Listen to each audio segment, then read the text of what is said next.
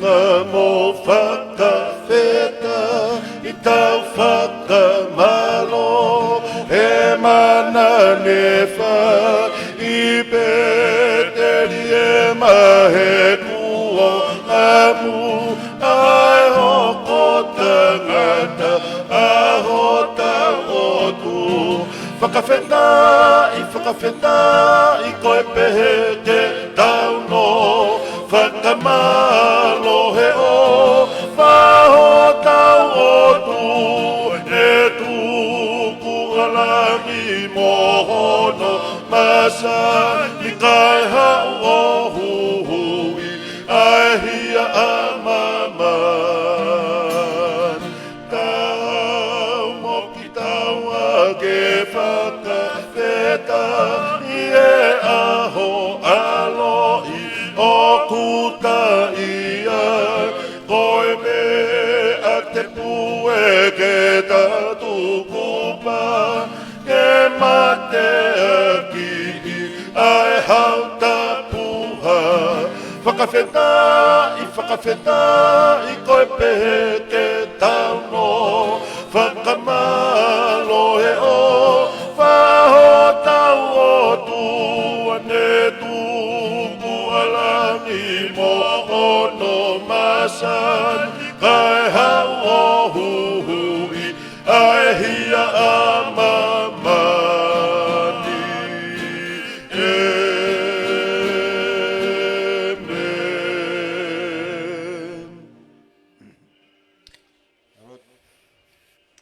Tua maf ka mau tamai whaivana whiona. Tara noa bea e wholofola ko koe pena I he kamataanga, pa ko I he lolotongani, pa e pehe ai peke ngataanga e maamani. Ma whafta I a whiona ko uka ngahi tāpuaki ke kehe mo ui mau inasi ai. Te bue mau inasi he houa koeni, mau ke inasi pehe mea ofa fungani a whiona ka koe maanawa mo ui. Malo mua ho omi ki mau tolu mau asia e whiawhini. Koeni kuke omi ki mau tolu ki he loto whare koeni. Mau kamatai ai whailonga e kamataanga o kulupu pe koe pare koeni. Nea ngo eiki koe whatutu ai tangata. Hono whakahoko he whiawhini. Koe ofa tātaa pia mai ai whiona. Mau kore koe awhana ke mai haiwi. Tek nau tolu na nau whau ai polokalama koeni. Bono whakatutu hono ngahi whatongia. Mau kau whakataha pepa mo e lau ai wholofola. Pau he kai ke mau kamata whakataha pa mo e whiona pa koe kuta kula noa pe mau hela pa mo mau angosia au whai. Tā noa pe ai sāme. Te au tolu pa koe version tolu whaa. Iu hiwa ke a Sihova ke osi e kumo ui. Iu tāha ape ke a te ia lotonga e kukei mau. Koe mau whakamuia eiki pa mo e mau lotu. Tuku ke kei lang ia pe a whiona. He ngahi tare niti kuke omi maa ki mau tolu. Mole ke mama oha mau pole. O mau ngahi leo kulelei pa mau lava ha mea. Tuku peke lang ia pe a whiona. Eiki maha ngati kua whio kore ka te koe. Whatongia e whiawhini, omi haiwi, omi me mālohi. Mau whahoka ka e whatongia e whiawhini ke mau ikuna ia. Pak tāpua ki whataha mua ki mau tolu. Pea mo ki nau tolu ko toa pena nau whai hono whututu e pokaramani. Ka pehe ke kakai ko toa pe whonua pe mo e ope. O nau mea mai ke pokarama ko ni. Tuku ke hoka pokarama ko ni. Ke whiawhia ia ke nau tolu pe hoi fua ke hoa whio. He huafa pe alosi su kaisi whanga whamou. Amen. Kala peke whamalo I henga he tala whatapu, tulau at moho eki malo le leia tonga katoa. Sola pe kua vulangi o kuwhia tuku mo taimi ka mo lava mai ke tau kau whataha I he polokalama me tonga eki lotanu ka lofa pe mai mos kou la hala tuku tonga o ko ato hano tali whiawhia pa mai loto maa whana au pita ki mo toko tape ku tau os kau whataha I he polokalama ko e whawhini. Ko leanga pe ki ato hota ki he kulupu kai mosmosi ke nau ato e tau whasuraki kai tau toki hoko atu. Pea mako le atu whamare more ki motoko ta peku o siloto whamare more o kāta ke tuku I whaki taimi shea I te tau polokalama.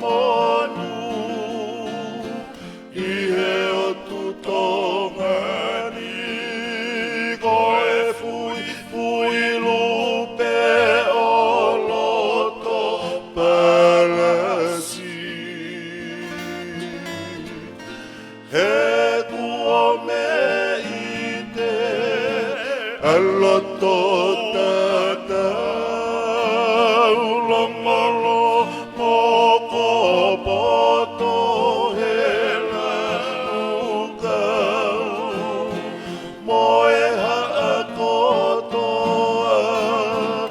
oku fatabu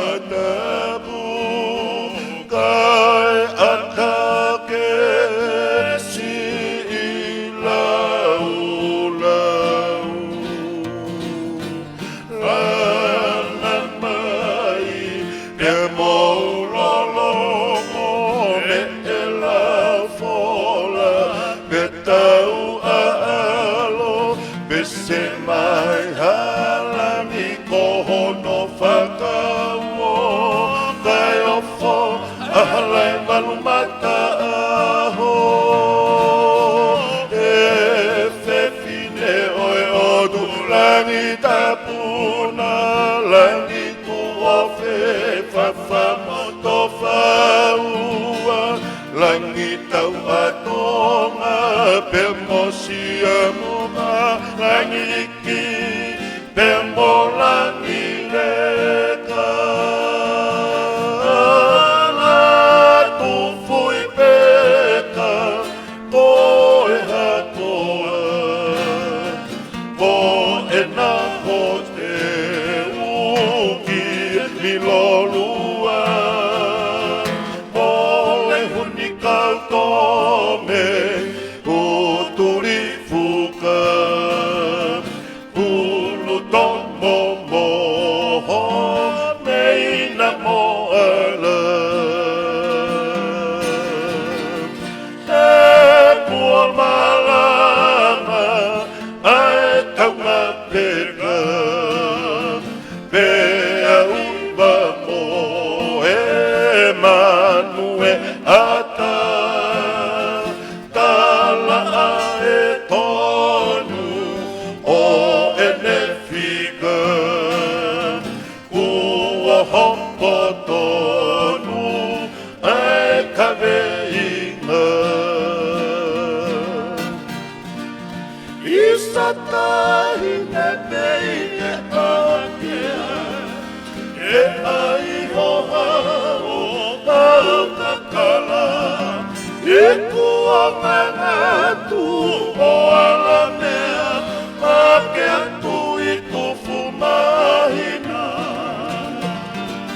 Siu e te iko e tu ako Lea lea e manu tala aho Kala e tonu o ene io O poe fetu o mohe o fu Tuku pe muake sani mo wiki O kutupu laki pe o kumakariki Pia tahuri e ngahi turiki koe fua ia a ou e iki Kuku walu o e mai kopuna Tasa hulu e api ko kahoa Pito i malau o e funga mahofa Pili o te i he kolo kakala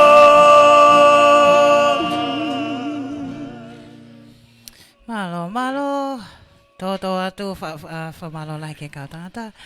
Ia mas iro atu ke tau rakfasi o fa ampe ke tatali tu ke fai mali ke ni ke tatali ke mo tol ko to ape mo osiloto I he loto pol kalama loata fe hoko manuika hai loata be fokia Angel Pascala malo lelei fe ama loto laksa malo e tau lava petsili tau fa hai petsi sela ot homa toa malo lelei te vita ke fuvea malo e tau lava ke fa fini tana ki finau maile malo lelei e tamai ko pe me lolo pe fokia Melissa kau mawai ilaisa ne kato kakalama si masavo malo e tau lava siwa tau lango hai siwa Luciane lau titi manono Muller moko fisi hai Luciane pe fokia ke somi moala ngako pe foki kia folau ki o kalani balpo. Tatal fefia ki motoko to pe ki mos ilato e tau por kalama. Kore atai pe fa more somi kata ke o share to leva tau por kalama ko ko loto ngai loto fatu ngai nge hoik mo kainga e ke lele pe tau top up I he fa fini ka ko le ke tau ki fa puri ke kata pe share ya to pa ke invite ha o maheni ki loto ke he por kalama ko ki kata fa map opo e he kaunga e ki pale ni ke o to hafu top up ke toko hongo fulu ia wiki e mauri te wika hau. Ko ia e kai kore ke mo kata ke share atu e tau por kalama kai o ange ai whainga mali ke kau tangata ke te hu whakaloloa ke atana atana fui fase o hoko e ua ma ko le atai pe kata ki share e te tau por kalama.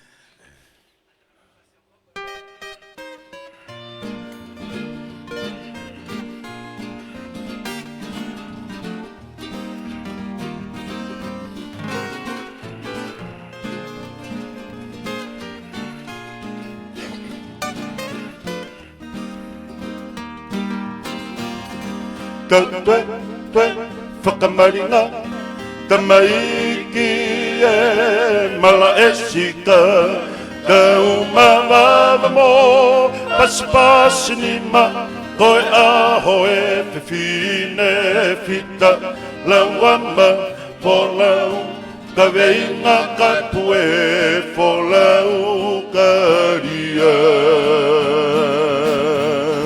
Tau he, whakamaringa, tamaiki e mala esika, tau mawama mo, pasipasi ni ma, koe aho e whiwhine whita, lauama, rolau, ka weinga ka pue, polau ka ria.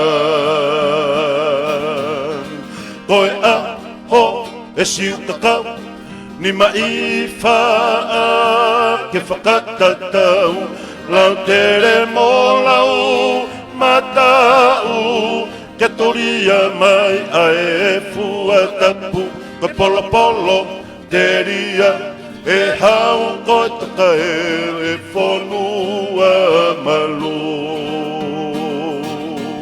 Ha ke oku, tō taku taku, aho e whipaki, ai ka hau koe veipa I he muni walu paki ua uri taki taha wau hau he nonga ka koe whaa whakaari ari ho ngari tangata ke whakatangane a e matanga he mapuhoi nei tō kanga.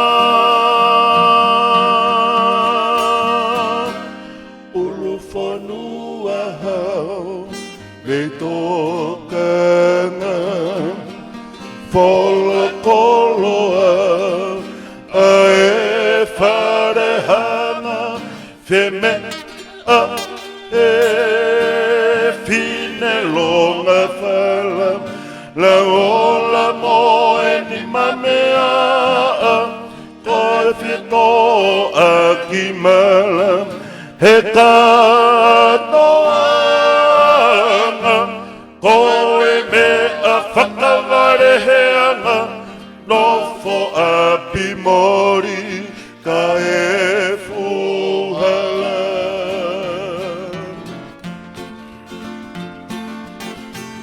Ha ke oku ko taku taku aho e whipaki e I ka hau koe veipa I e muni walu paki ua uri taki taha wau hau whenonga ka koe whaa whakaari ari ho ngari tangata ke whakatangane a e matanga he mapuhoi nei tō kanga.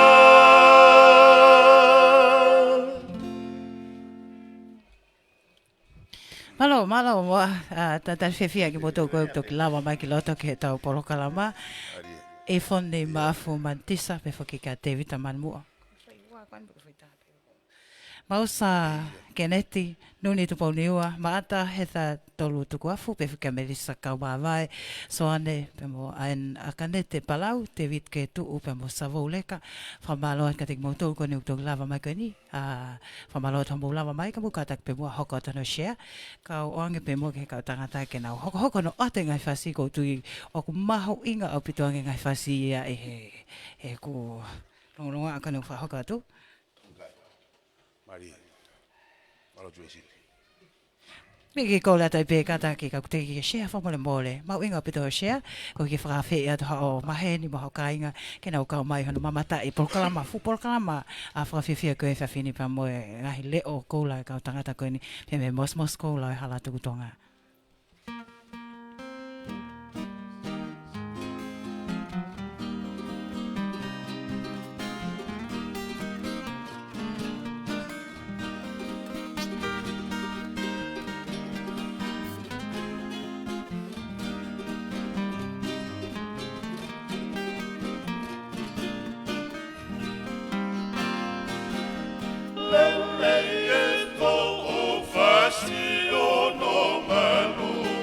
Ofisia futoto e kolonga langa langa e fuila manu ole vahake e whangatapu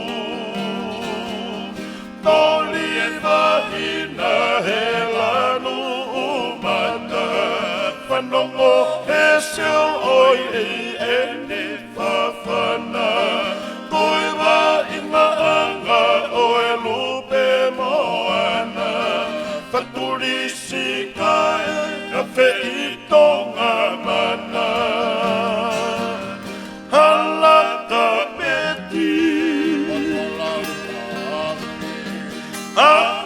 Panilolo Oloma Talua Tongi Aki Utu One Katomaka Kaumai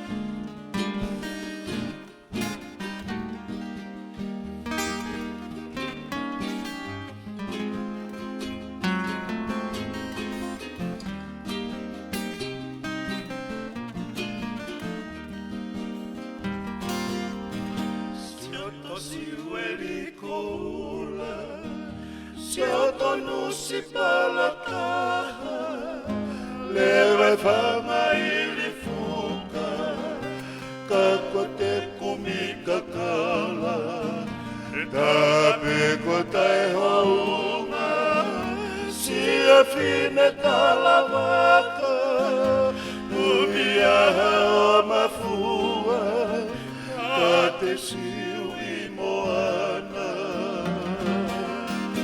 siete luna ala pasita fionati o eniketi pauhola toke whakawhisinga ka te puke ho palomesi ka kakula a te hawhika ka te pili o te heni ka e whiunga pe ka e whiunga fōki sina i tini keiri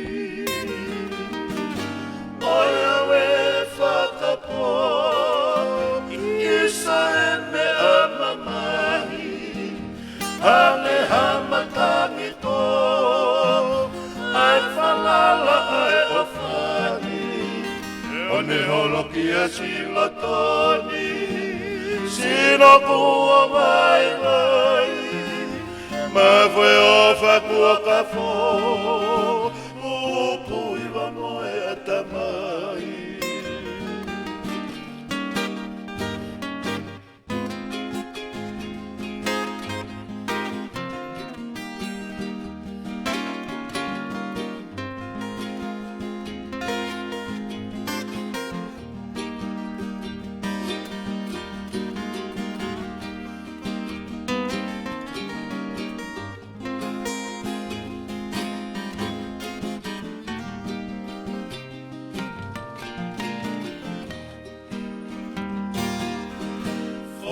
Si alawi a fe, ka te mana tua pe, si o sinona whakawale, isa si e tupele, fe whauhi pea mo mate, e hou a furi pe, i kai mao si a siate, ka te haleluia pe.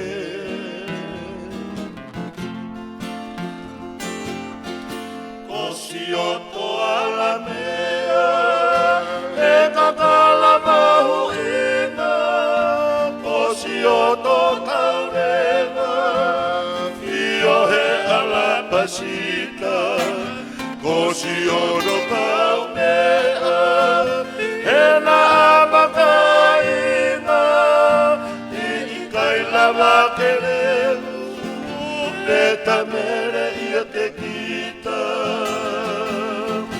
Oia we whakapo, isa e me amamahi, hame hamatangi tō, ai whangala ai o whani, one holoki a silo tōni, sino kua vai vai, ma whai o whakua ka fō, upu iwa moe atana.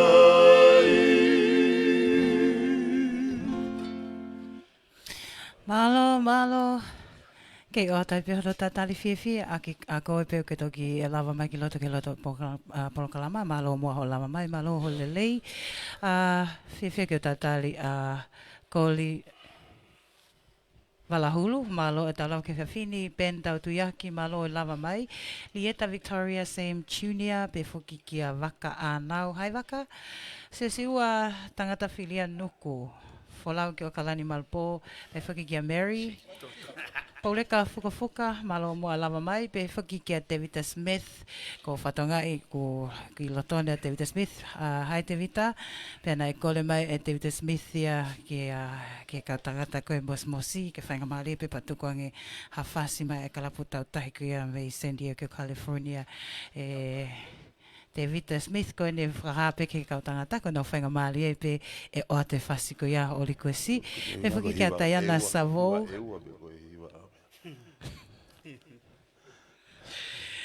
Diana Savo, pea mo baby mana ia ini Rokosuka, Ray Tamasila, hello Ray. Pa mai ki kole atai pe ho ek mo kainga ka taki mua o share te tau polokalama ka te kai ke share.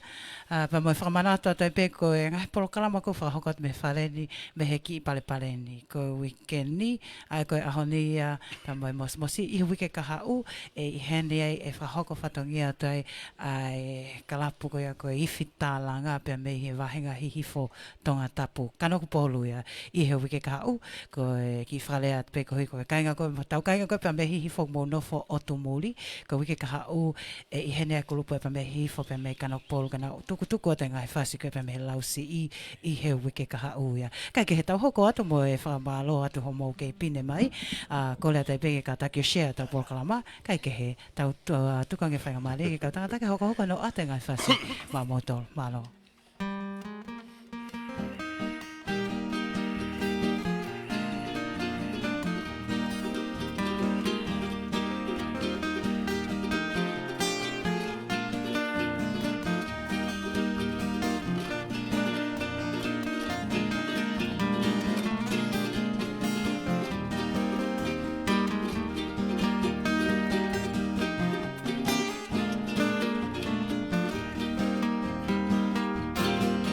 Ke tulou moha a whiri waihi, tai whani fo ai tonga whisi, e kua mawhola i e Pasifiki, me ai loa koni tineniti, e tonga maui ke i tari, ke whakatanga ne tala peangari, koe o ia whinga i e wulangi, koe o laia whamate aki.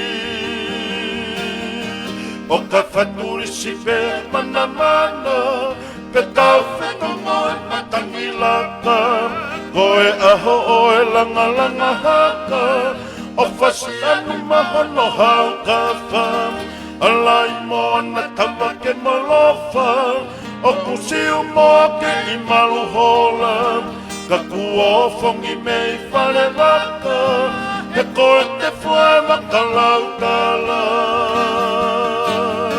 Ka kua i kai te umalawa, ke ua ki ai uhinga. Tau o ewa i wawa ulahi, o ngoni ua piu o ta whahi, funga whonua o tua a pai, e tonga e ki pei mo foa, e kua taimi hake e waa, o tari whekau me lahaina.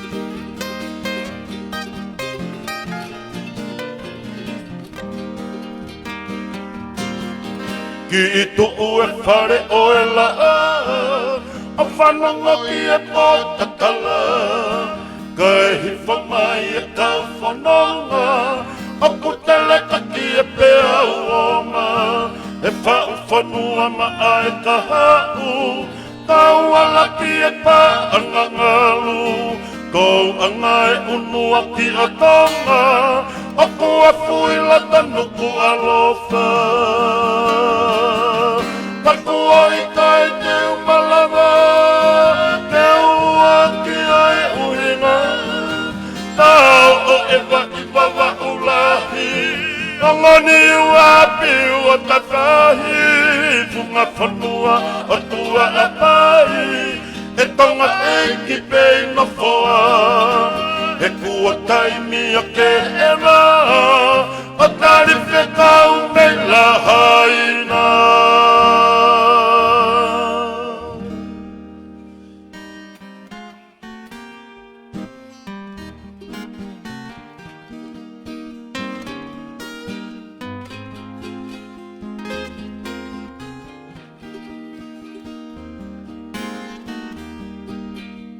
Vattei mitä, Smith.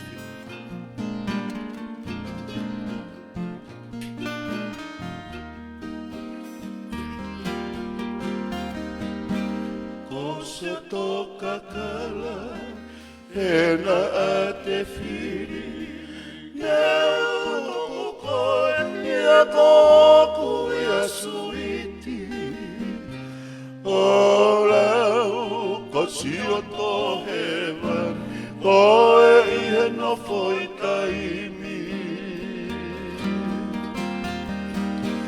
E si o toka kala Hena a te whiri Nau tōku koe ia kōku ia suiti O lau ko si o tō hewa Koe i e no whai taimi E lelea tuku au ke mohe Isi e te moui Olo tō mamahi a te koe Kare o sinona ko si e te kolo Whakapoe ko ota e ofa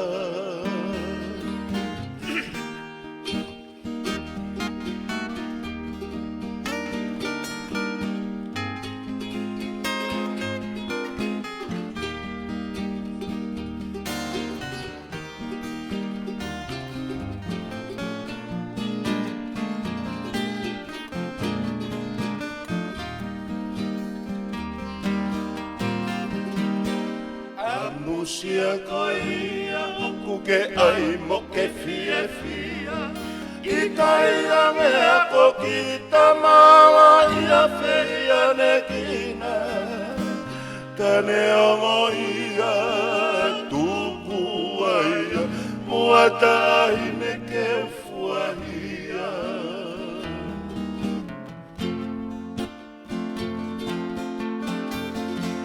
Whakalau asi o singoka Te winu alo I whawhonga Puri a te kita Nara mai ka koe ofa Ofari oa ka kua ke e kina Mai e koe ia ka ke hola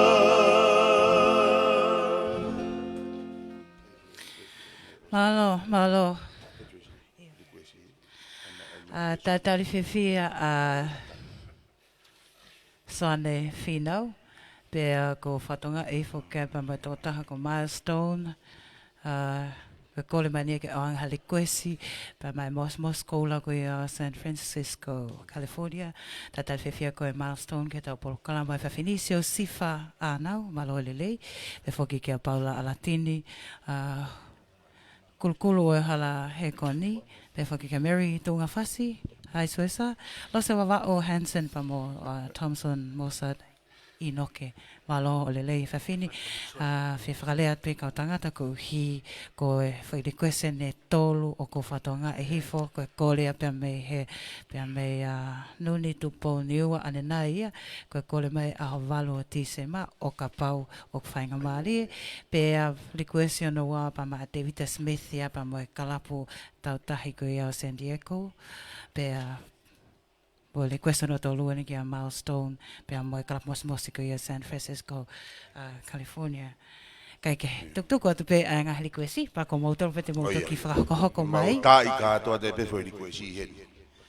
Okay, koe kalapu tau tahi ko ia San Diego, California, o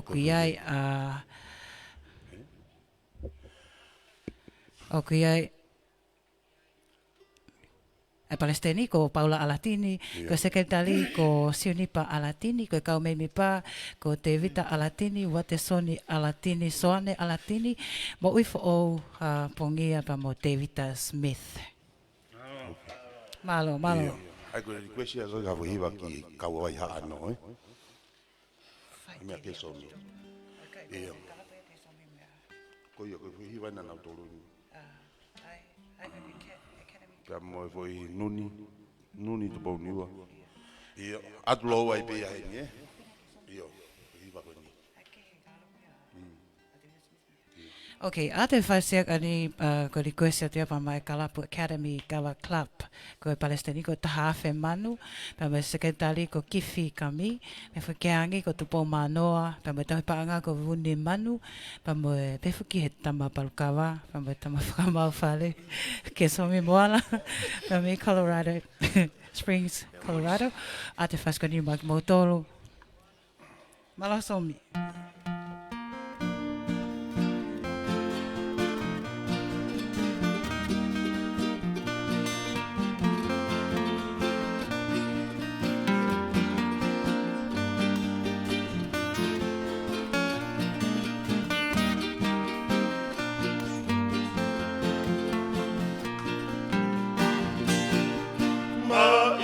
Matangi enea Nini kate fuesi Noa e mama E mahau mafua e atana Agi uhu i e loto moe atamai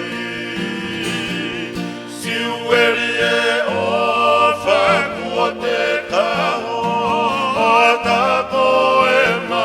Planeta e ilo tukua ia ke fuesia he koe mama I fili e ki ina e ka ai deu lava u kuma puri ia kita si o to fonga e te madai ka whae pupua e mana koma ka whae ki tofua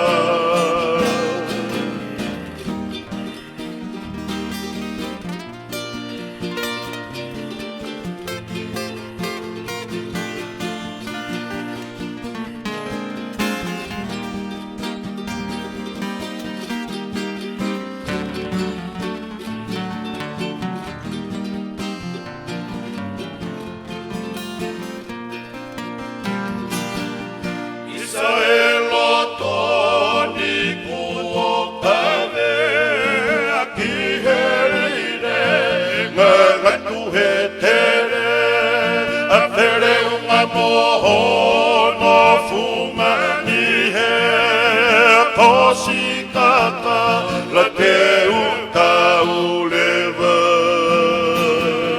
Wini e hau he ila la ne manga tui e o ha anga au lola e ore fatu he uma fada boe boe vale a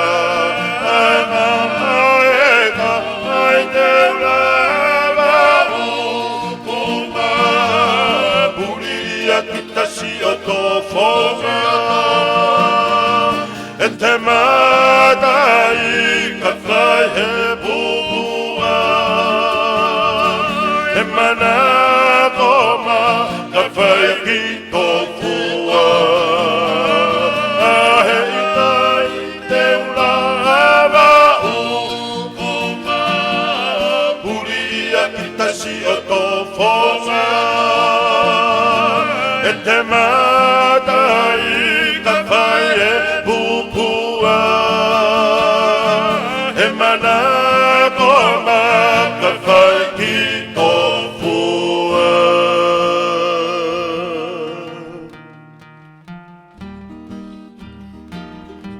Penchitien ahawafitu Ko e liko se ni nuni Ki ahavalu Ano de tupaw ni Ua. Ate whaskani ma ano de tupaw ni Ua. Ahavalu o Tisema.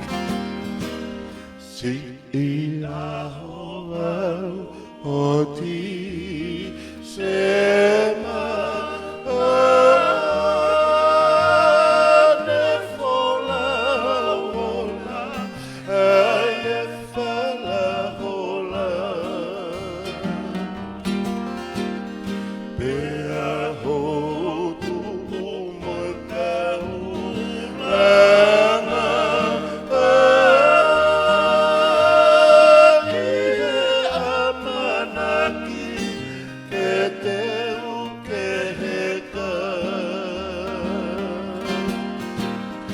ka ahinenga Mari moe korisi Fefine Tui e pulu Petu ulaine Fakaseki soni kaunga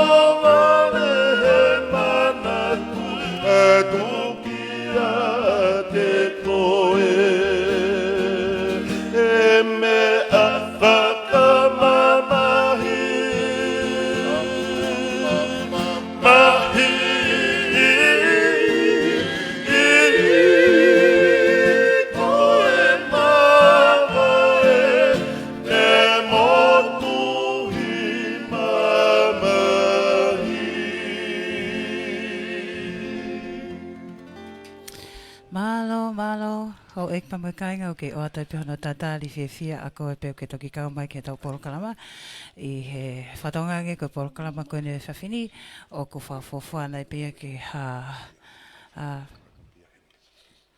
hoa ua tolu whanima ko loto mawhana kau tangata ke mau pouria heni koe ke whawhia ki mau tolu ai ke whamalo atu hoi mai kainga malo mo se mo whetuku taim ka mo kau mai o ku tata whewhia koe vinika la o paku kole mai whoki a Uncle Ray Tamasila ke o anga whasi mai ka lapulama nga maali e koe au Melbourne kia William Itakau, pa mo Martin Saulala, te tau fo'ou, pe whoki ki whainga pa mo Ray. A tā pe whoki Ray e whakapale, pe whoki ki a Sausi Pulu, ko e kore mai ke ange haki whasima ai kalapu piki hama kai vai manawa ko a Auckland, New Zealand, malomo a ki he ni he kau mai, pe whoki a manat o whakta tai whiwhia ko he whawhini simpuaka, malo e taulawa, pe whoki ki a Salesi uhi malo e lava mai nei kore mai ke a ka pau o whainga mali pe a tuku enge whaskoe tu a tamare mo whamore more ange hoik mai ka inga ko te whahoko at pe homonga li ko si ka he taim tatau ka pau e ma o he ka mateu teu ka tangata te nau o atu pa ka pau lewa e ka na mateu teu ki ai ko teu e pe whiwhasia ko e ke polokalama hoko ka he taim tatau oku ata au pito pe whakapare ia he polokalama ko ni ko ko pe ma whana, whakapale koe te uwhiawhia ui ai, ke moe kau tangata, ke mautari ho whakapale, tata te whito ke kalapu koe mos koula hala tukutonga, pe me lota nuku alofa. A te whasko ni mak mo tol malo. A te whasko ni mak kau he kalapu ngā maari e. Ram takau, ti tau who'ou, kau mauwhanga kātoko e nā, a te pēta hui whasi mauwhanga da tolu i malo.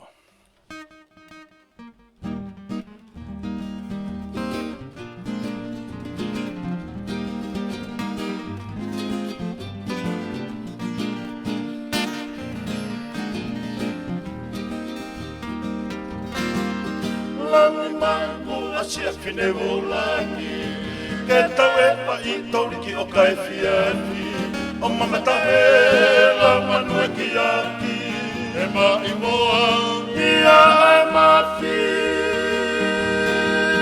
Peta i foa i e fine u pepe, i la moa i e sia he rupe, mai maua koto o tape, o kure ki e mea whenevite, au ke tae waki nupalofa, e tae lere ai whikahiwa, o i whatu he hala tawha, toki whoki oka, mawhuri ai kaniwa.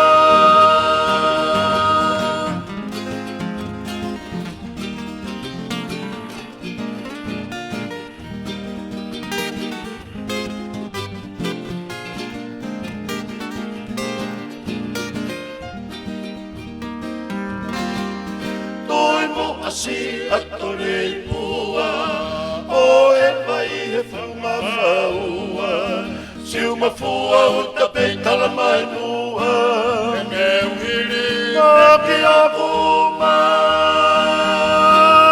e ngana e kuonga pe whakalanga, o e anga pe no whakaulanga, au whaki lala koe la taanga, i whangaia, e mea kotoa, au ke tae waki nupalofa, he ka hele ai whikahiwa, o i whaatu he hala tawha, toki whoki oka, mawhuri ai kaniwa, au ke tae waki nupalofa, he ka hele ai whikahiwa, o i whaatu he hala tawha, toki whoki oka, mawhuri ai kaniwa.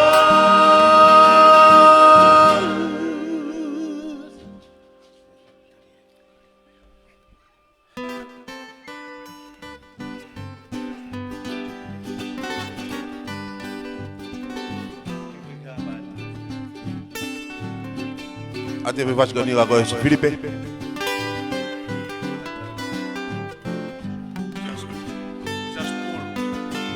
Se spulvo.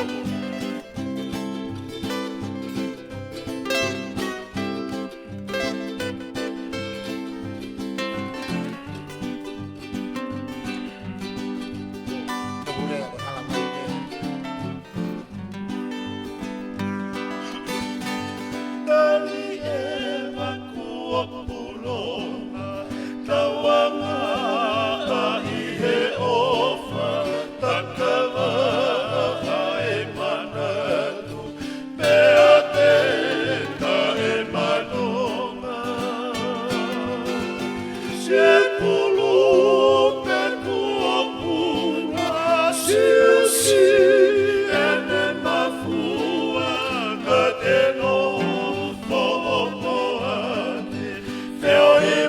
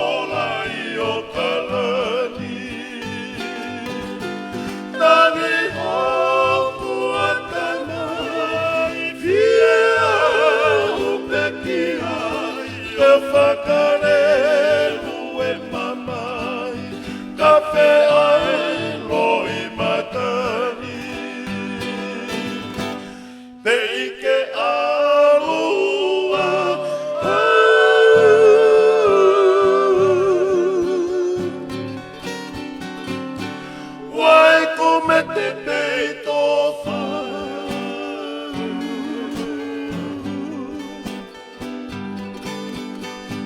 E halala i ne kuolala.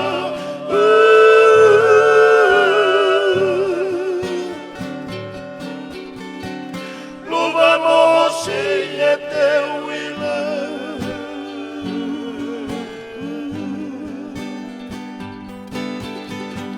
E ngalo a fesi o ingoa.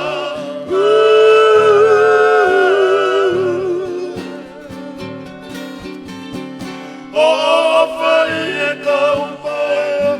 O ofa i e tau hau.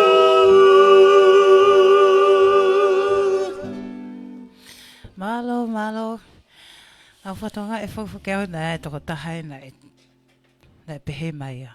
O ku wanga whewhe whakapale e tahine ka taki.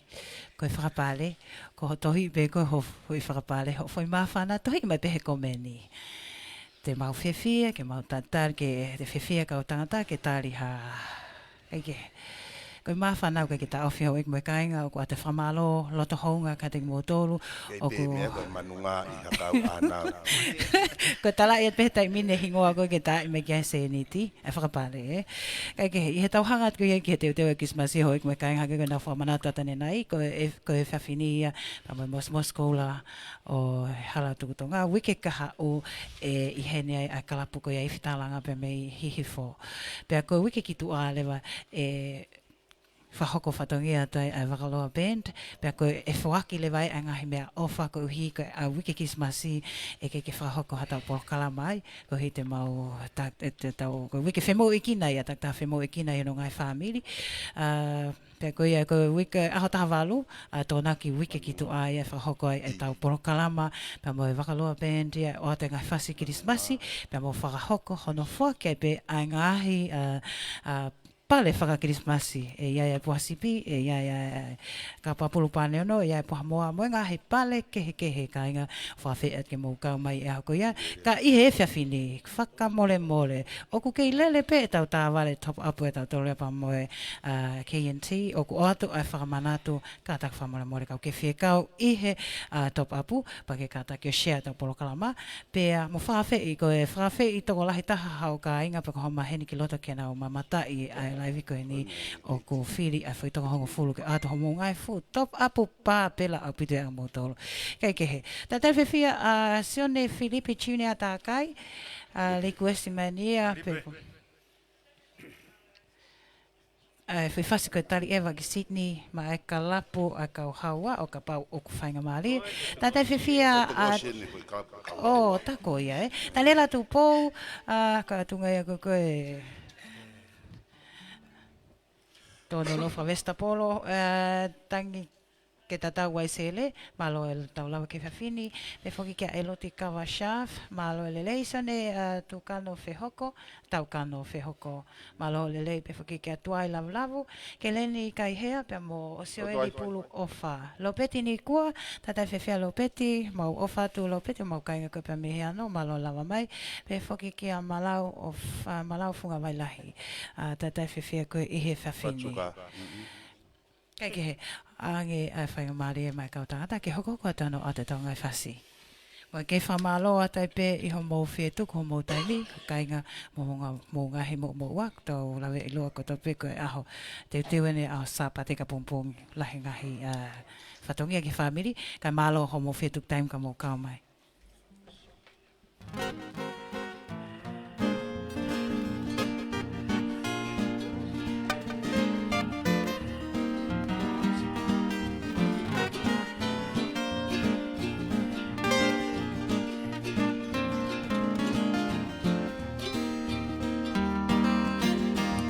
Laua mamu a funga fonua ua tau langa na whanua Malo mesi i he funga kasaua e malana e otu ano kula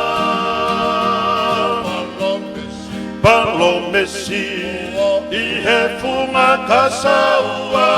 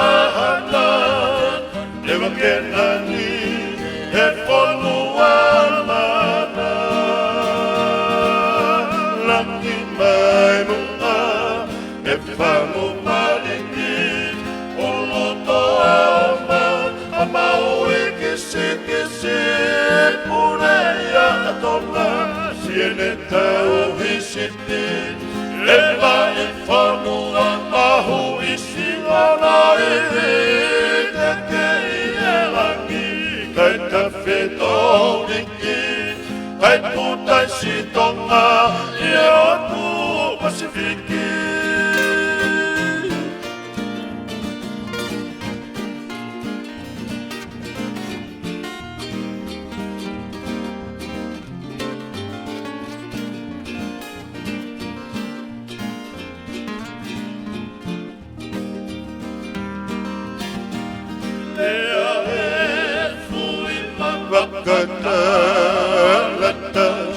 Wisa te mita hono toko toko mana Ene pulotu Iwa i he toa wha E fia filata A e hakala mana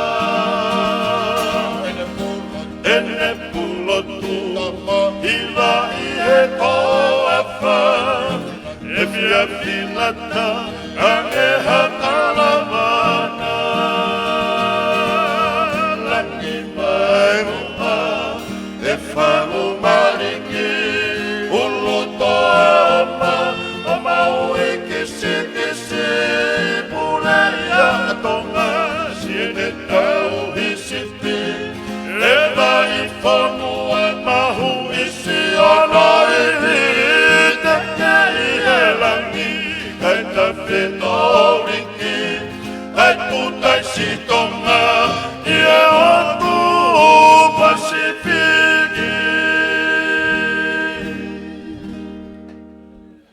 Male e whamalo lahi atu ki he ngahi kalapu. Ngahi kalapu o mo kau mai he whawhini no malamatai, pa mono poupou ai ki polokalama koen pe me loto nuk alofa.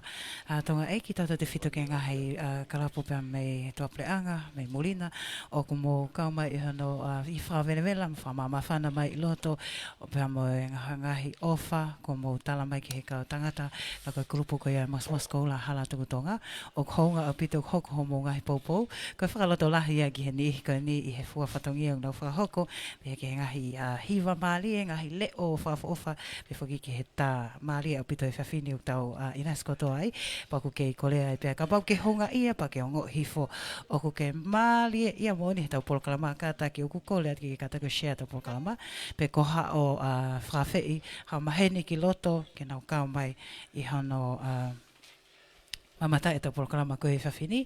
Pea ko kei oatai pe whakamalo lahe ki heni ihi koe ni, mo kei pine mai, loata whioko manuika, malo, Angel Pascala, pe whaki ki a whiau maloto laksa, pe sili tauwha, sela o tau matoa, pe mo te wita kefu wea, tanak whinau maile, a merisa kau mawai, ilai sane katoka kala masima savo siwa taulango, malo siwa kei pine mai, pine ai pe lewa hena, pe a shared ke lahi taha, te ke alalawa siwa. Luciane lautiti o manano Muller poko fisi pe foki kia ke somi, whamalo lahi atu somi, pe foki kia ngako, pe mo folau o kalani malupo, ni kanina nau kamata mai i he me he kamata, pako tawa o main ke osi ko e whai hoa taha no ke pine mai pe, maro au pito, ka tau... Mau toi bata, mata kai via ku. Tau hoa pe taha voko. Io.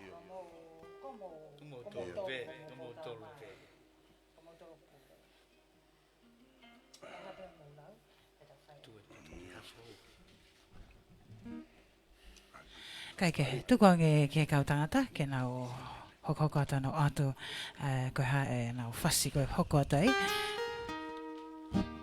Akata whiamuata toke kienga, ai akata?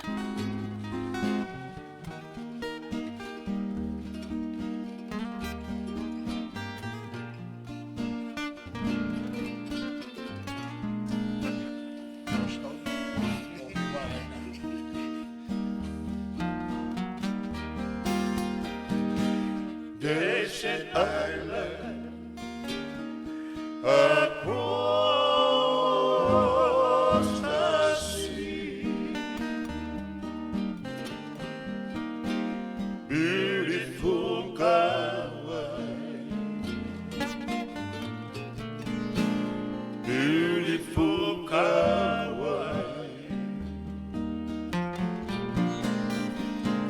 And it's calling, just calling to me.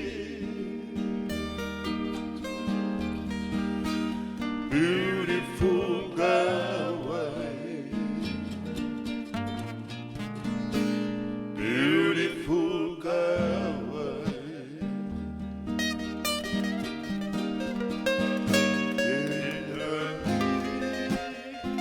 So phenomenal, Mother Nature made her home in the folds of Wailua, where leather softens stone. So I reached to my island across the sea.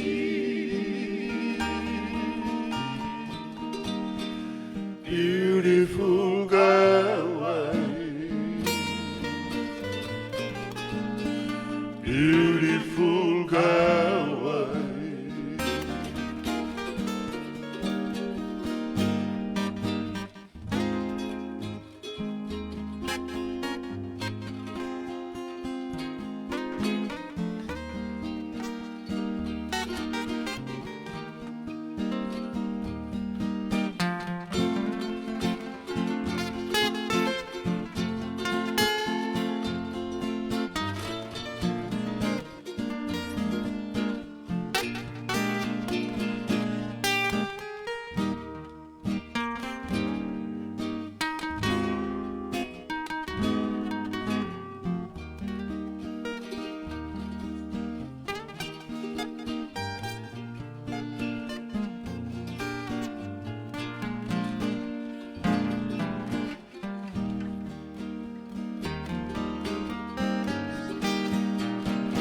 In the midst of an order, Mother Nature made her home in the folds of Wailua, where lovers often roam. So I reached into my island across the sea. Beautiful Kauai, beautiful Kauai, where my true love is waiting for me. Beautiful Kauai, beautiful Kauai, beautiful Kauai, beautiful Kauai.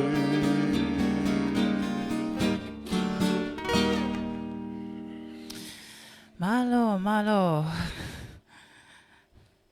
Whamalo lahi ke kau tangata. I he ke mauiwi ana whahoka te taungahi hiwa maali e pia maalahi gui e whawhini. Ho e pa mai kainga o te whamalo loto honga kana te oha mō kau mai. Hei kai ke whalata whiwhi gui e whawhini. O ku whamawhana peka te mautolu e mau whahoko whatongi atu. Tata te whito ke kau tangata. E ngahi pōpō mo ngahi ofa ku mautuku mai i he ngahi kōmeni. Pea ku whatonga e whanai toko tahana e kōle mai. Pe e lawa moa o ange whai whasika simulata ka ko iloko simulata mahalo ko kei mo si atu i tahi. Ko e request ni pia mei he Tokotaha ke o anga ki whaiwhasi koe si mulata o ka whainga Māori. Pe he whoki kano tātali whiawhia se taita lata litia whono ka lawhi. O whātu Mary Tunga Whasi, o whātu Suesa, pe whoki kia Lopeti nge koa o ko o whātu Lopeti, pe whoki kia Chairman Pau, malo e tau lawa malo mai kau mai I he whawhini. Pea koe whawhiawhia anga e whawhini o koe ngā kalapo tau kau whatahangi koe nau o atane nei. O koe hene ai kalapo tau tahi koe me San Diego, California, Amerika lahi ani. Pe whoki ki he kalapo Academy Kawa Club. Pea pehe whoki ki he kalapo haua, malo au pito mo kauma he whawhini. Pe whoki ki he piki hama kai vai manawa. Pea mei o kalani New Zealand. Pe whoki ki Ray, pea mo e kalapo lavanga mali e pea mei Melbourne, Australia. Malo au pito e kauma ke tau polo kalama. Pea mo ki whamanata te peho eki mo e kainga ko tau top apu. O ku kei lele pe tau top apu ka ko hano ko kore at pe he kataki. O koe pete ke whawhe I ho o kainga toko lahi taha ki tuku mai ki lotoni ke nau kau mai I he polo kalama. Ono mamata ki polo kalama e whawhini, e iai le hawhainga Māori e ke mau o atu hano ki whamalo iai ho o kau mai, aki hono tuku atu ho futop apu. Thompson mo sa I noke. Mo sa ate foi na te mata te foi va koni. Ki wa ke Oh. Ia whamalo atu somi, ke whapale koe ni, panga whananganga, panga kōle mai, ke hoko ia tue mua atau polo kalama, whapale ni mai mos koula hala tukutonga. Pea koe tama e Ray, ia o panga wange au e simulata ia. Ray, ko whamatu ato? Wham. Oh, sorry. Ko tānak whinau mai le. O whātu tānak whinau mai le. Si kaingan me lolo, whaingataa. Ko leang bihe kau tangata ke nau wanga lele mua ka nau ato ho whasi. O whātu, pia malo opito pōpō mai mau peke tau ngai polo kalama. Ia, ate iwa koni a motolo kona na motolo riko si tuoa mai atari e wa. Ate iwa koni a motolo. Tau hiwa.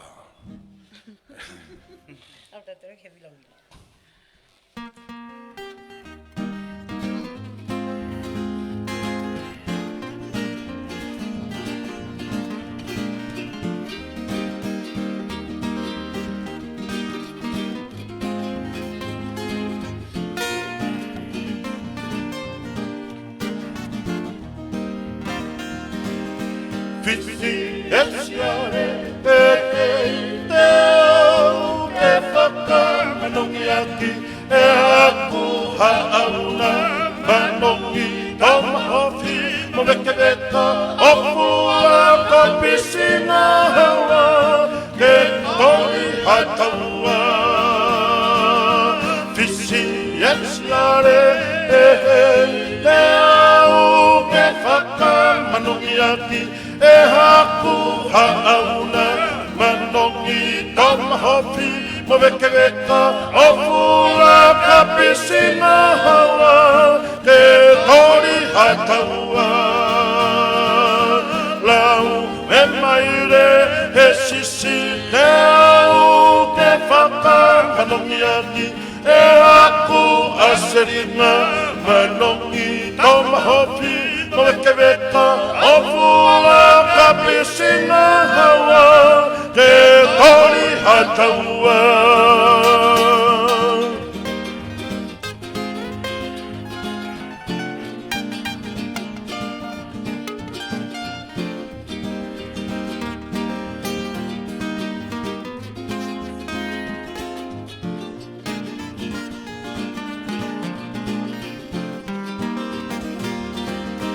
Kisi esiare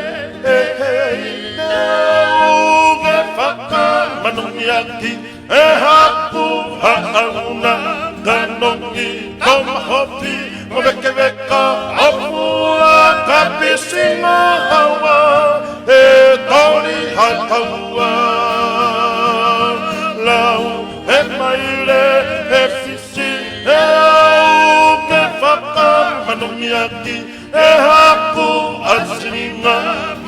kongi tamahopi maweke weka afura ka pisinga hawa ke tali hataua.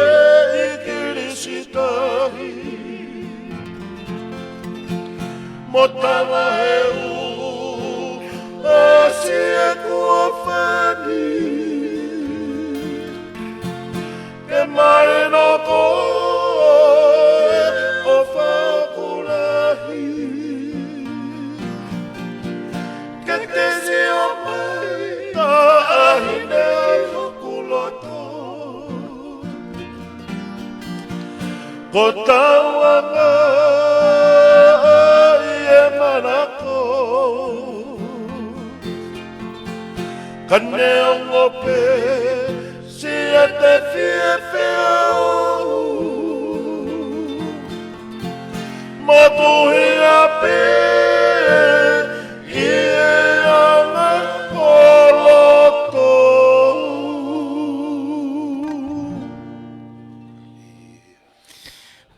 Malo, Victoria Aloi Talau, Velofia. Malo mo e kau makita polokalama koe whawhini. Akata whia moa tā toke kienga, hai akata. Malo ke mao mai pe lele tau polokalama, tā tāli koe ki loto, pe whoki kia Polly Rose Paseka. Malo e kau mai e whawhini, pe whoki kia Sione Teu Lātu. Pe mo e kalapu homa kiri kau, Nusila ia o ku tata fefia ni kon pa me kala pu homa ke ka pa me Nusila malo mo ka ma ke tau por kala ma fa fini e fo ki kia kele ni kai hea malo e ta la ki pare ke ke o ta pe kai nga fa malo ia lo to honga ki mo to ko ta pe fo ki singa he kala pu ngahi le tio pe mo ngahi grupo mo eva mai ki polokala mai fa ko ni pa mono share tu kai nga popo o ku kai ke aha le fe unga ko at pe ona famalo ia aki mo tolu I he malo mo mo ke fe tu tai mi ma ka tau ki fe wi foi fo pe tau ki fe hi fralata nga fasi pe to e fa fe fia tu ko nga hi mo mama tātu ki ho mo whiwhia koe whawhini, honga lahi au pita mo ke whamarata te peho ki mo kainga, ko e wike kaha u i he tōna ki wike kaha u e polo kalamata i pe mei heni ai kalapu ko ia ko e pe mei hihi whaini, pe mei lausi i, hiwhi tālanga e pe mei kanok polo. Wike kaha u ia, kainga koe pe mei au mau i he otumuri, mo tau ko pe me hihi fo e hene kalapu i tālanga e pe mei kanok polu ia tēnau tuku ate ngai whasi pe me he tau te whito ke ngai whasi koe pe mei he lausi i wiki ka au ia pe wiki ki tu alewa aho taha walu ia tātaha ko i tālanga aho taha walu ko i wakaloa pe te ano atu tau ngai whasi Krismasi pe a mo whaki a ngai whupale whaka Krismasi a pe a me heni pe ko ia i hau ki mo kainga teo ki o atu ki oange pe a ngahi ke wange pe a whainga maare ke kau tangata mau inga o peton lau taimi pe mai ngahi hiwa maari o na tuk mai mak tau tolu ke o atu mai whasi ke whawhiwhia ke mauto mai whamalo atu kata ki o share atu ade ki hoi whasi a katu mai klapu homa kiri kau o nau request man nau ki whahiwa ate ki whahiwa koni ngi mauto whakataha eba mo request koni o hake koni Tulo mari a mamani please.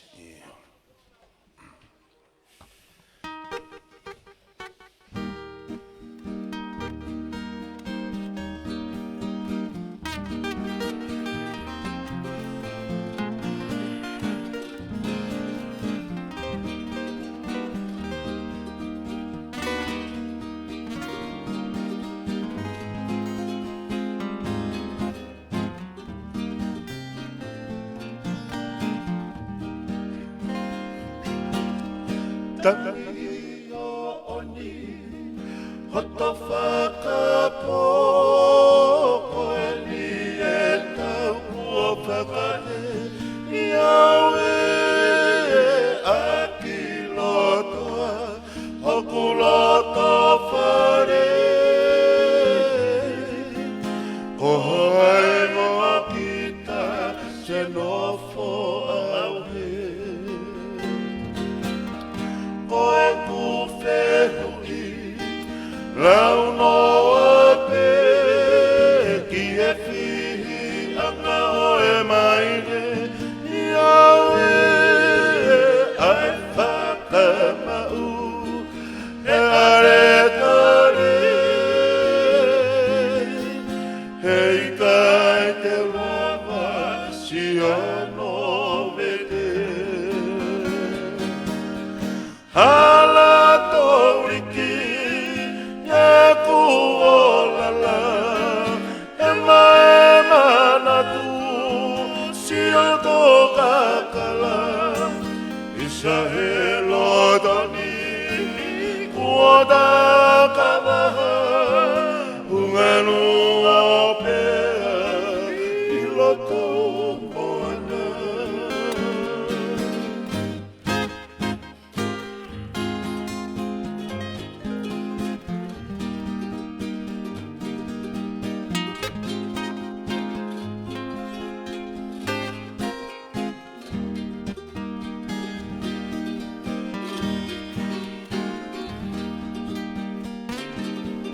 Quando senti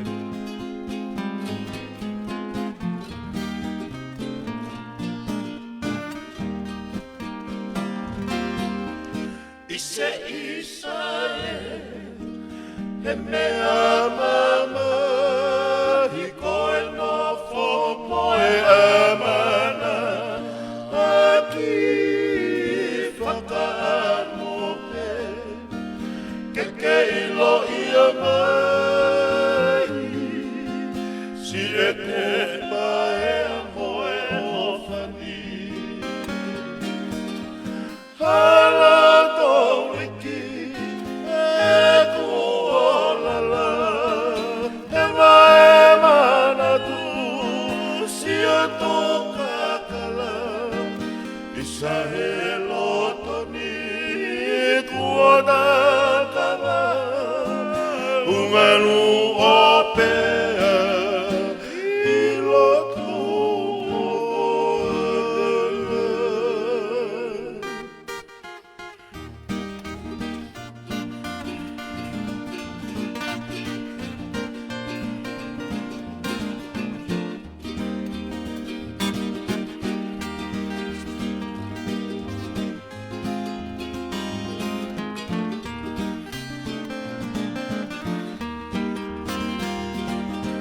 e tulomo e mari mari amamani ai tere nisia o sia pulata ana tan fauni te nisia kumafu ofa te wiku pe moa kita ne kinanga Poela a que se kumanatu eu seria tapu cosia plano tuku e toki bate pe anumatu eu iku pe moa i he afakamau dai ala e ko ke fuahia ko bebe matata hina whakapo Nefefe ai hauia Ua babepe ke umate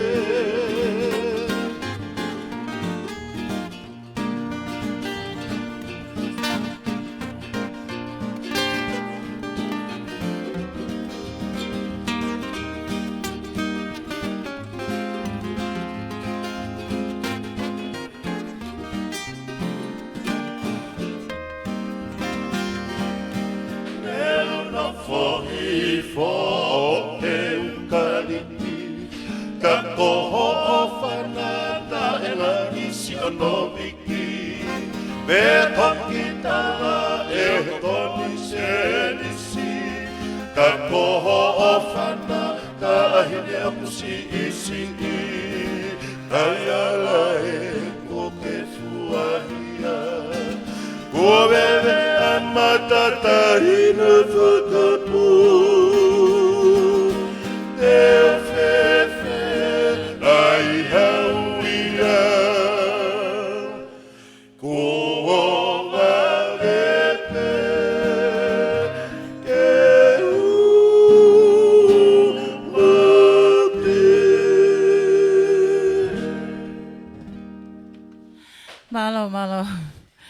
Malo moa kei pine mai kau mamata, kai ngā aahi, kau me mipa malo au pito homo kei pine mai hatau polokalama, malo e ngahi popo ko tapek mo whahoko mai Tadiela Kapeta, pe whaki ki a Lapseni Kiriono. Whanga tua ua, pe whaki ki a whalesiu vea. Tatari whewhia ki motou ke whawhini, whamaloa taipē i whoni ma afu mantisa, pe whaki ki a te wita manmoa, mausa ke neti, nuni tupauniua, pe whaki a maata heta tuku afu, merisa kau mawae soane, na akanete palau pe mo David ke tuu, pe mo Savauleka, malo mua hoi pe mo kainga, malo mua kainga hono ahia, ai ki paraparemni, pa mo ngahi tokoni, ngahi poupou, mo ke kole ngā taipē ki mo kataka share atu, ka ku ke ongo e kufu mau inga polokalama ko ni ke te koe, pe aku ke whaam ke poupou ai ki polokalama whahoko atu ko ni, ka take o share atu na aunga tue ke ani ihi, te ke nau lawe i mai a polokalama ko ni whahoko atu mei tonga e ki loto nuka no wha, moe mosi koula hala tukutonga. Ade me fasiko ni mai rioti ta mo baby mana ia loko suka atu kata hai pe mo ki foi ba ko ni me ko na mo.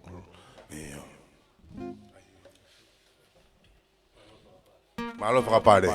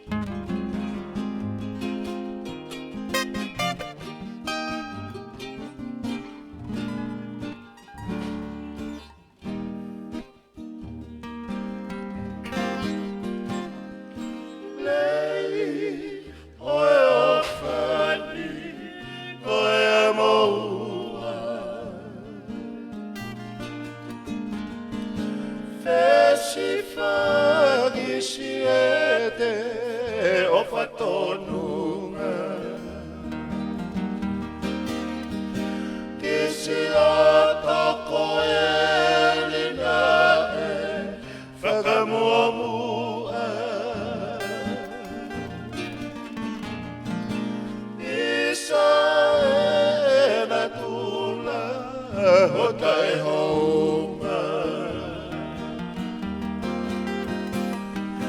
Amana ki e kuo, umalua pea. O malupu ai mo e ofa, kai ni ka vea. Fiuana uku make o wa ea. E tanua ki e haji e te no fupaea.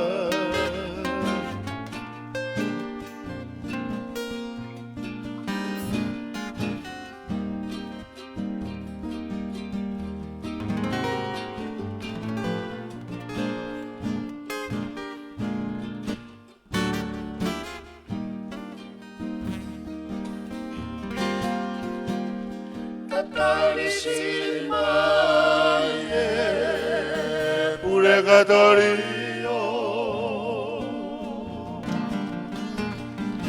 Neo moko hoto fia kakolku sino Nete mai mua e kudai mahino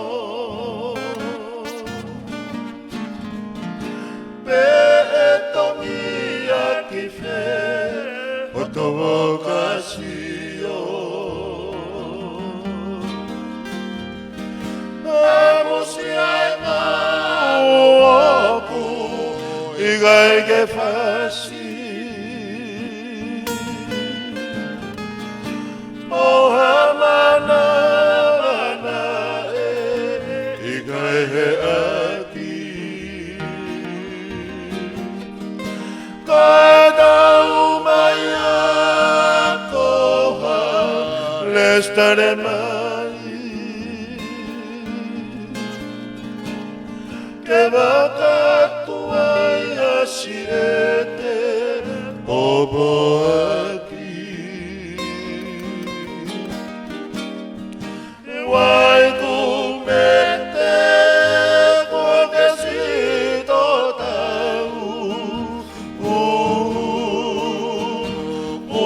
Hamu hoku kolo e manadu Modu nena meio to whakawaini aku Kuo tuku tala peka ke alu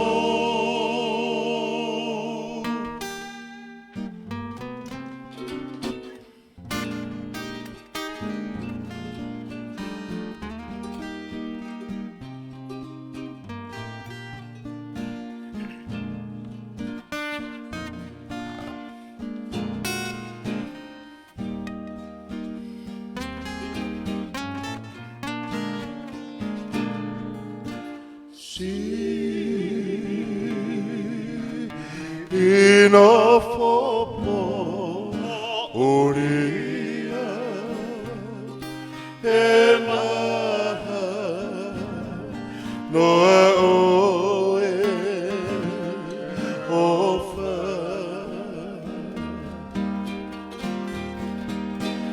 lauloto a hoto onga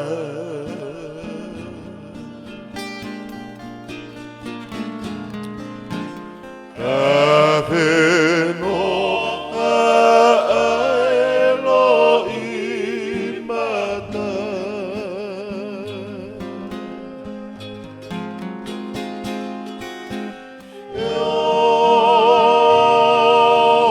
se ohoku loto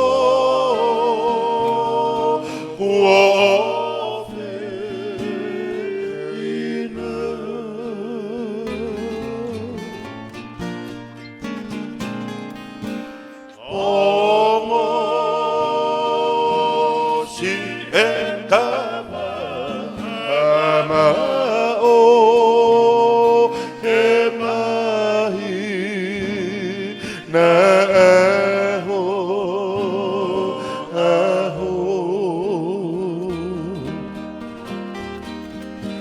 si o fetu tangi loto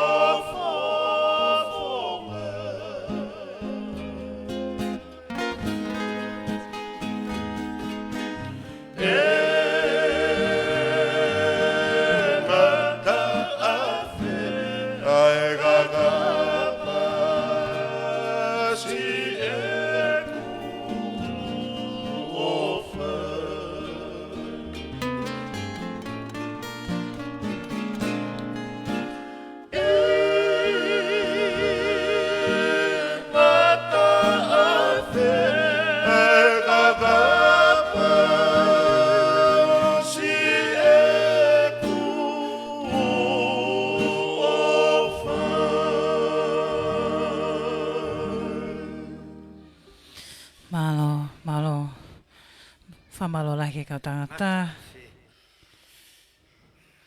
I he kei mauiwi, hono kei whahoko atu taonga hiwa Māori, pe atu whaafofa koe i whawheni, pe mo e whamalo lo to honga ke ni ihi koe ni, malo mua homo kei kau mai Daniela Kapeta, a Lobseni Kirioni, a whanga tua ua, whalesi uvea, pe ko whatonga e whanai e tuko tahana e tuku mene ki likwesi ka nge te wha o peho whatongia kono tala munga likwesi ka ko no whaka katoa kono tuku atu e whahoko e mehe kau tangata ko likwesi mai no fo i lelenga pe me he kalapu pioneer Sawa uleka, malo mo ilofo o handicraft. Hai Suli, malo mo ka me ke tau polo kalama, ka taki o share tau polo kalama Suli. Pefoki ki a Mary, malo mo ke pine mai.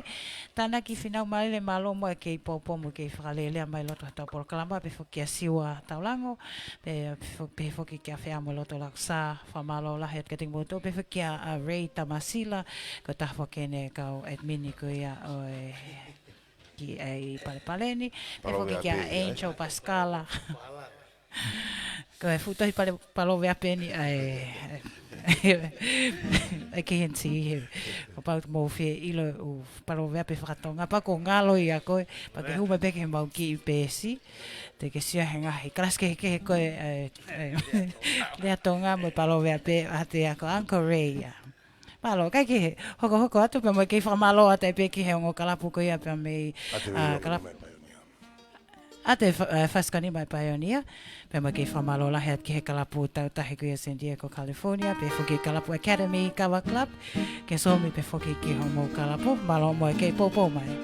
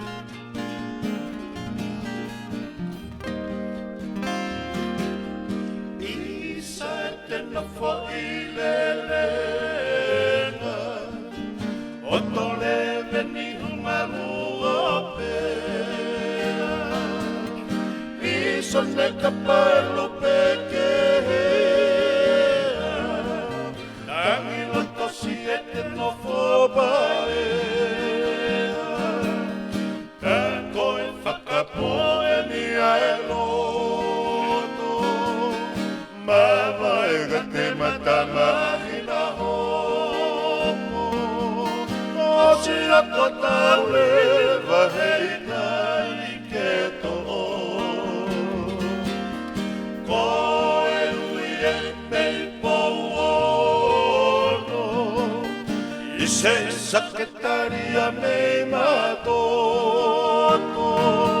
e pisipani asio kuloto e folau ene ke tula hoko o masikile o e kolonga tata vai ua e umatatu o whakala vai ngata te koha I tene lava.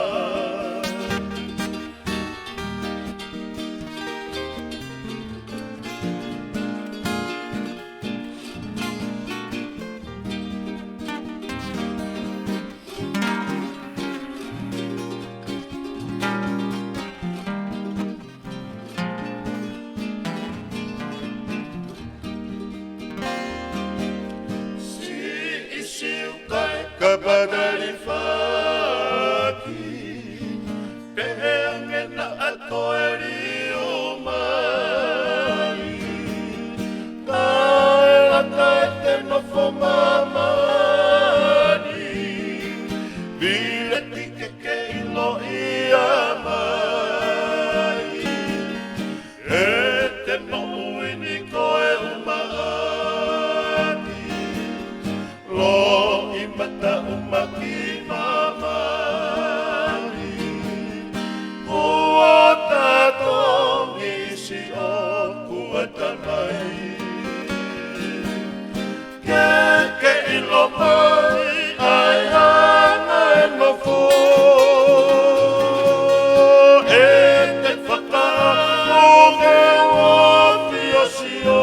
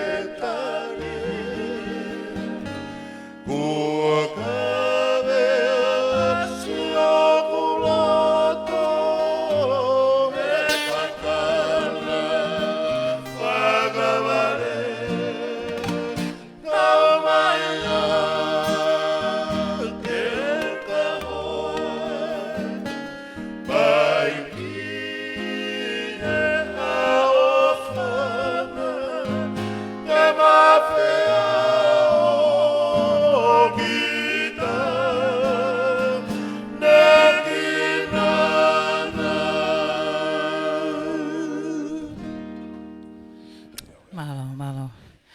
Ko tui peuk toi tai I pe tau taimi, pa ko tau whiwhia ko tō pē I he whungau e lahi ko fuesia e he kau tangata koe ni, mga he hiva ko nau whanofa ki tau tole e whawhine e teu ko ia a tapu ke a pompongina. Pakai ano whahonga ia Victoria aloita lau veilofia, pe whuki ki a Mausione, pe mo Suriasi Taufa, Lose tonga ngini malo lelei pe foki ki he tamasiko ko set filo ko lava mai seti he fafini tata fia ko seti pa mai he ano ko la ia malo mo e ka mai ko tu pe ka fas hoko pe te kolengi ka malunga pa mai mos ko la ke ate ma au seti ke ko tu pe ka fafini ke huohu a te fas ko ia ma au pe mo fa malo loto ho nga tu ke te mo to ko ta pe singa ka lapu o mo afea mai ki polo kala mai fafini hono popo e ka tangata ko ni pa mai he mos ko la hala tu tonga I he ngahi tala mo no mo ngahi ofa ko ta pe ko mo fa hoko mai age ko lau ko na lava ke ani nai ko e ma ho mau iwi ko hika ngahi popo ko to pe ko mo fa hoko ka pana e kai ko mo popo e ka ke maunga o mau loto lahi e no fa hoko mau fatongia ko he fafini pe mo kei whakamalo lahi atai pe ki te mo tolo hono ko toanga he kalapu pe foki ki te mo tolo ko to pe ho e mo kainga mo si ia fea mai ai ki palepaleni ho nga lahi e ka te mo tolo pe mo whamanata tai pe ho e mo kainga he taim tatau wike kaha o ia pe mo iftalanga ko e kalapu ia iftalanga pe mei Kano polu ia wahenga hihi foi wike ka uia fa fe iat ke mo to ke mo lava mai ki ai te mai ki ai I wike ka uia pa mai ngai fasia pe me lau si I he wike ka u pe ka wike ki tu a ko hata haya wike ki tu a leva I a hota havalu e fa hoko fatongia te a loa band ko e tau live fra osia ki he wano wataha pe a fa hoko pe ma tau fai tau ki tu fa me ofa fa ki smasi ma ki mo to kai nga popo mo popo ma pe ai ki fangi por kalama o ki pese ni kai ke o atu e whainga mali ko ni ke ka tangata ko hiku toi tai e taimi ke o atu na whalawa atu e mau whatongia ko ke whawhini pe mai o whalahet ka ting motolo. Ko whatonga I whaku I hene a William Whamoeata, taitari whiawhia ko e William Whamoeata malo mo lava mai. Ati ko fasko ni mang no set filo pe tama.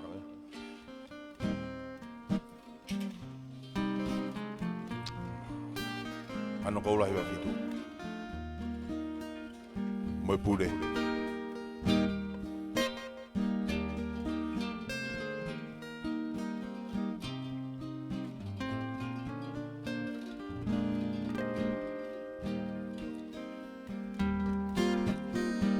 Le matangi pe au hoha Takuolua Sio toka kala Amoe mai e whala he wahanoa Pea ka fupe si I fisi o e naua Whakapope ko haidene lava E desi o loto ki o anga ama Deo lau koe nusi palata, Deo e tamatongata e apa. Amusi amua, ae manu e waha, Tene si o fia, ai si o tōana. Pehe ange mai na te kapapuna, Ke tawa e ua, si o vai kataa. O kuongo ki e halulunga, pea moe e si o fusipala. Ala toa tu mo faila, longo si whanga o ni fuka.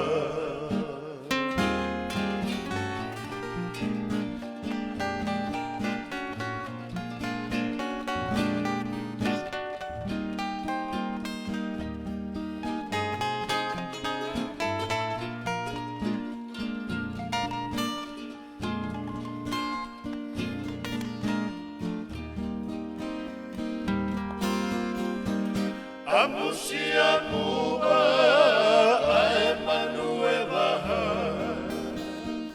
Teresi o fia asi o toanga Peange mai na te kapapuna E tawa e ua si o whaingata O kuongo ki e halalulunga Pea moe e si o fusipala Ala toa toa mo whaila Longo si whanga o li fuka E ngaloa whena ia si o tahua Na e tui aki e te o whata e tataua Ta pea mali ko e kolope a ua Kene tō taui e pai e talako fua Ngā tai moe halaki manua e whakakoloa horore i pua Si o toka kala whakamua mua Moto e ku ofa e tupu tupua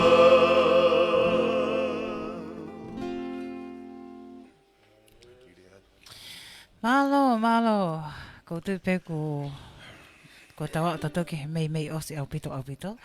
Pea ko whamalo to ngā toki e kau tangata, malo ke mauiwi, koe leo lelei, ke whahoka ke tau whatongia koe whawhini, pea pehe whoki ke hano whamalo ia ki motoro ke tuku taimi, ka tau ke wheo he mau ki he tā tuku koe tau porokalama e whawhini, pea au mau honga ia au pito o ik mai kainga, iho mau ke kau mai ke tau wheau. Koe whamanato atu ai pētau ngai porokalama ko ia hangi koe na utou tuku atu ane nei porokalama ke wike ka hau pia mo iftalanga kalapu e iftalanga pia mei kanok polu wahenga hihi fo ia wike ka hau tena heni ke tuku atu ngai whasia pia mei he lausi pia pefa ke wike ki tua e whahoko e tau porokalama Krismasi pia mei KNT Live Music Entertainment aia e whahoko atu e whakaloa band pia mo e oata ngai pale ma mo tolu ho ik mo kainga e tuku atu he au tāwalu. E whiawhi tāwalu ia koe whiawhtawana ki wike ki tua, ko hiko wike Krismasi, ko wike mo ua ia, o ko taulawe i ko tau pēk tau taktaha mo ua, ki hono ngai whamili taktaha, pa ko ia te mau whahoko whakatongia atu ki he wanoa ua taha koe whakatongia whakaosi, e whahoko te au tāwalu e wike ki tua, ki mua ia pa tau hoko atu, ke tau porokalama koe me he tau who'o, e whakahoko e wike uraki koe sanuali wanoa ua. Kai he taim tatau, whamalolo ta honga te whawhawhonga e te si tunga mātua, pe whoki ki he hongo whine mātua, whai whatongia e apini whamalolo ta honga, ka tuange mua whainga maari ke whalawalawa atu e kau tangata, e nau porokalama koe, e mau porokalama e whawhini, pea koe hiri pe koe a koe nau whiunga pea nau tolu a koe he nau ko nau ongo pe ko nau hongo sia, e tuka te lewa e tau lotu wha osi, ka tau tutuko ai, malo.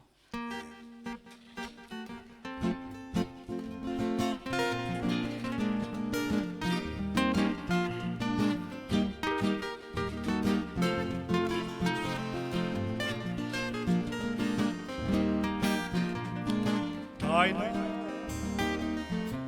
ia ho katoa O kumare o kuloto e mana Mai o whae te koe Wha o whakako kita E ku ilo kua hokoa Koe whia ne ina Honge fie fia E kako kita Aluna o kaeri aki mai au Kai whewhe mata e ta whana O e taina se o kua whanga E ke o whapei o kumata Aluna o kaeri aki mai au Kai i kai kalo i te aku Ai taina whoki mai E o sisi o kulo i mata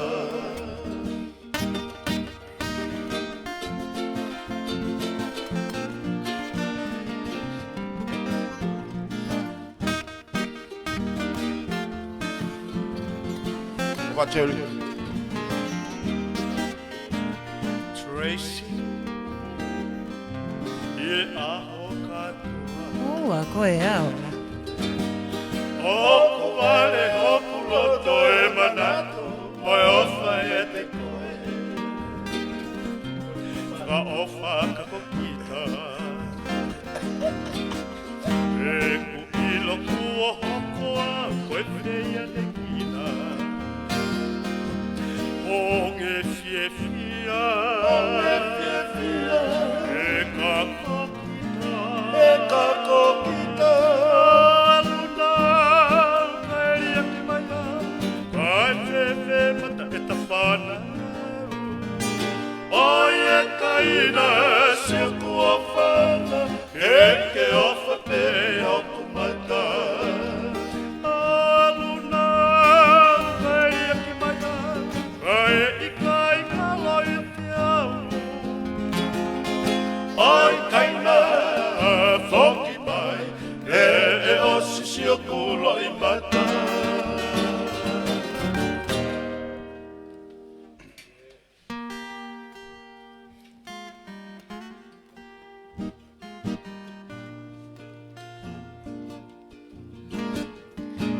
Lātou vai lahi kata, matakai ongo leti Cherry tua ki tau be kia Isledi Havea, tātali whiwhia ki moto ki lotoni.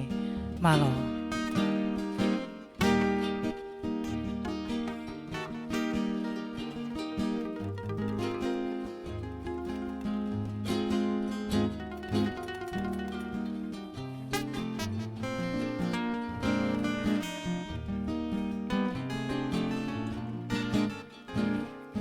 Olo, veti e api, olo to lagi. Kosi o to sei, e tae ulua fi. Ise, Isae, faretu i papai. E o whani mea whakamamahi. Ke ilo ia nuku sei lala. E ku wareho o toonga o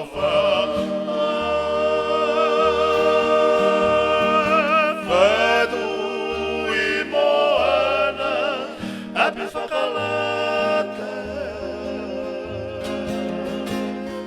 E la mea kona, e kua wha. E si mo e langi, kolo a manu. O ko tau leva, o kia te au. E utangi olo, whakapuri atu. Tonu hia koe ki a o lau. Na age ilo ipe, e ku ofa. Aita ite, nehe nehe, o tō whenua. Yo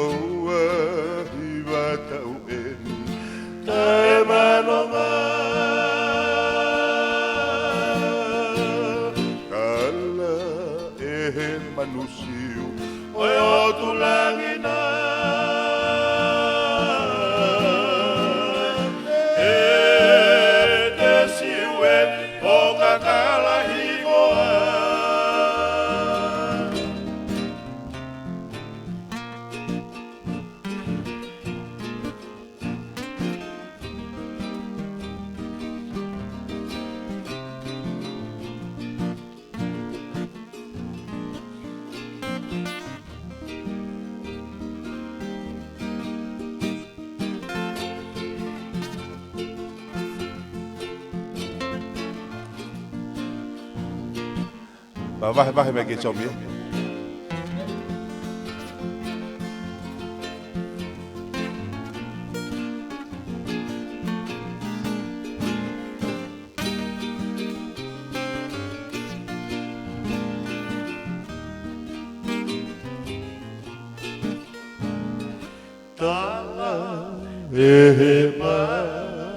Tangi tonga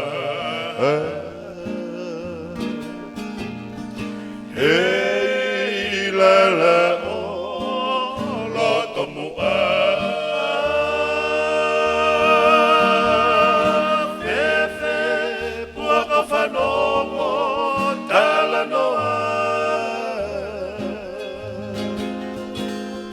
Kau visone kieka mataanga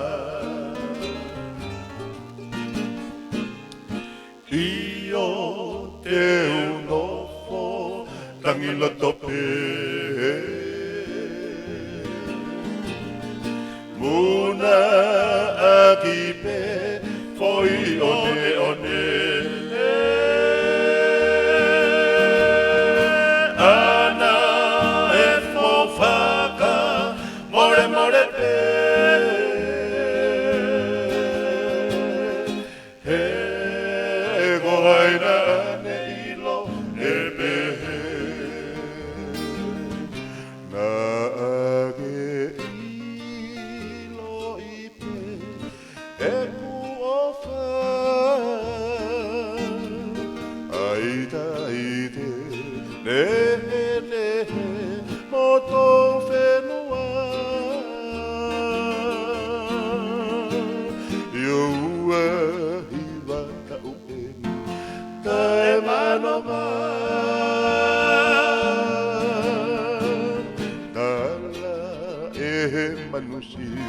Oi o tulangina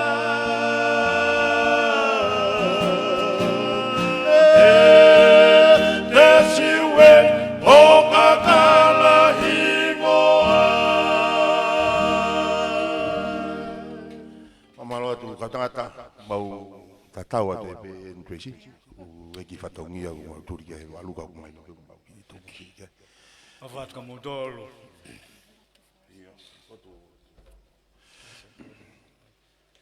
Tavas, para crescer tawek, ofa tuam fe la mari manion, no fuma waha ofa, pare ni pambo kaunga au e faren.